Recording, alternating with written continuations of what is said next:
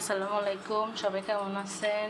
আজকে আমার ছোট্ট মামনিটার জন্মদিন, তাই আবদার করছে ওর জন্য বিরিয়ানি করতে। এখন আমি বিরিয়ানি করার জন্য 1 কেজি মুরগি নিয়েছি। সরষে তেল দিয়েছি হাফ কাপ পরিমাণ, আদা রসুন বাটা দিয়েছি 3-4 চামচ, আদা বাটা 2 চামচ, এরপরে যে পেঁয়াজ কুচি হাফ কাপ পরিমাণ,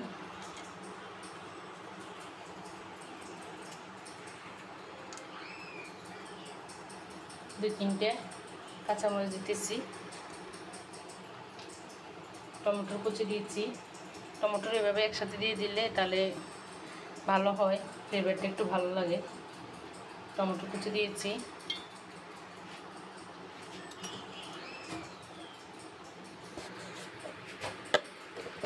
মরিচ গুঁড়া দিয়েছি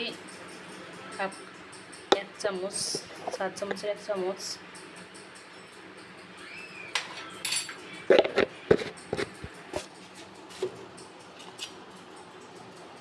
জিরা ধনিয়ার গুঁড়ি 2 চামচ,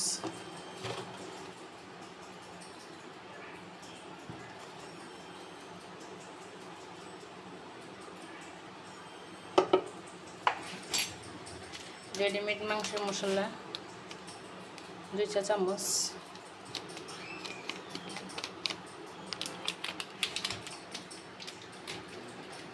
বিরিয়ানি মশলা, কারণ এটা তো বিরিয়ানি করা হবে, কেন হলুদ দেবো না, বিরিয়ানি মশলা দিব।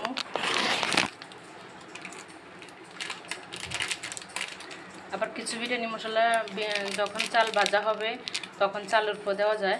এখন এখানে কিছু দিতেছি, অল্প কিছু 1 চা চামচ পরিমাণ।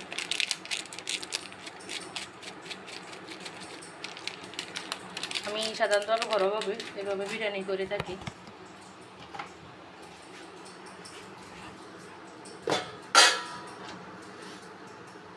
লবণ স্বাদ অনুযায়ী।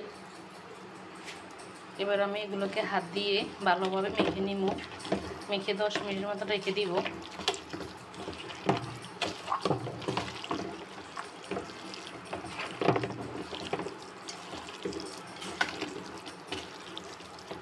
আমার মতন কে এরকম বিরিয়ানি করেন ঘরোয়াভাবে? হঠাৎ করে কোনো অনুষ্ঠান হয়েছে, অথবা ধরেন নিজেদের খেতে মন চাইছে বাচ্চাদের, অথবা নিজেরা খাবে, হঠাৎ করে এখন ঘরে ধরেন ঘি নেই, বিরিয়ানি করতে আরও অনেক কিছুই তো লাগে, ওগুলো নাই। এভাবে করে খেয়ে দেখেন, অনেক মজা লাগবে।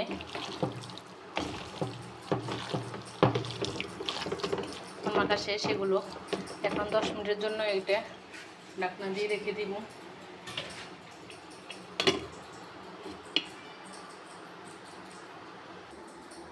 দেখেন 10 মিনিট পর আমি আবার এসেছি আপনাদের কাছে।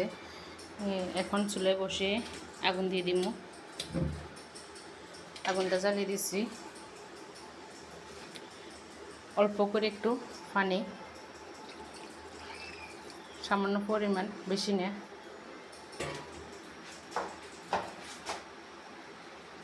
আমি বিরিয়ানি করতে গেলে সবসময় ওইটাই করি, আলাদাভাবে মুরগিকে আগে এভাবে রান্না করে তারপর চালকে ভেজে তারপরে এগুলো ঢেলে দিয়ে দিই।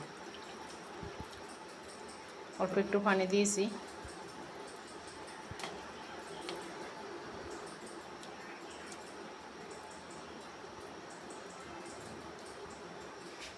এটা ধরেন 20 মিনিট লাগবে হতে।